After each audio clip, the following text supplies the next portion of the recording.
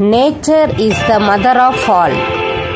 Saint Francis of Assisi is well known for his deep love and reverence for nature. He saw all of creation, animals, plants, the sun, the moon, and even the elements as his brothers and sisters because they were made by the same loving God.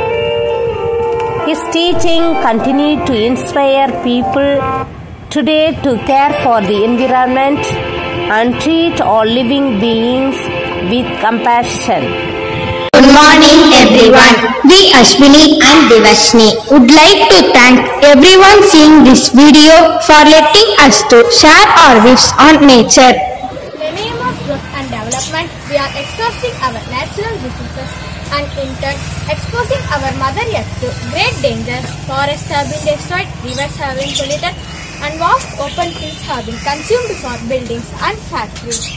We are destroying our nature by hunting down animals, cutting down trees, releasing poisonous gases into the atmosphere and polluting rivers. Nature is the art of God. Let's love and save it. Thank you.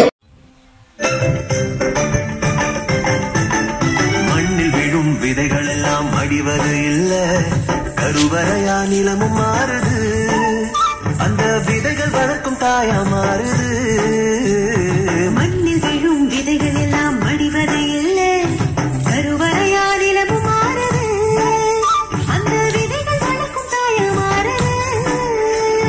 மனித உறவு மறைஞ்சு போகும், மண்ணு மட்டும் நினைச்சிருக்கும். மனித உறவு மறைஞ்சு போகும், மண்ணு மட்டும் நினைச்சிருக்கும். நிலத்தின் பெருமை நாம் அறிவோமே, அதன் வளம் பெருக உழைச்சிடுவோமே. கொத்தம் குப்பையை போட நல்ல உணவா மாட்டோம், மண்ணின் தன்மை நமக்கு வேணுமே.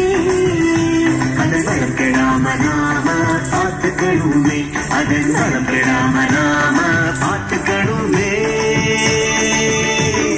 நீர் நிலம் காற்று உன் நண்பர்களா மாற்று, ஒன்ன போல நேசிக்கணுமே, அத மாசில்லாம காக்க வேணுமே.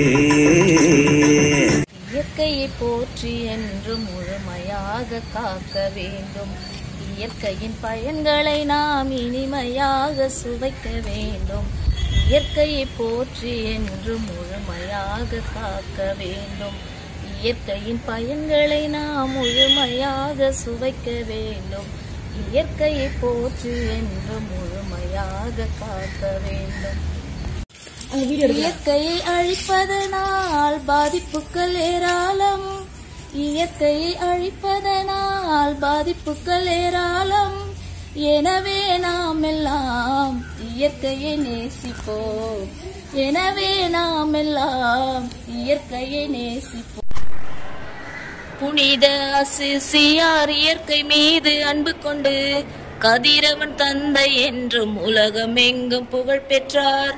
புனித அசிசியார் இயற்கை மீது அன்பு கொண்டு கதிரவன் தந்தை என்றும் உலகம் எங்கும் புகழ் பெற்றார். பிரான்சிஸ் ஆஃப் அசிசி எனக்கு ரொம்ப பிடிக்கும். அவர் எழுதின புத்தகத்தை நான் ரொம்ப படிப்பேன். அதனாலேயே எனக்கு அவர் மேலே ஒரு ஈடுபாடு.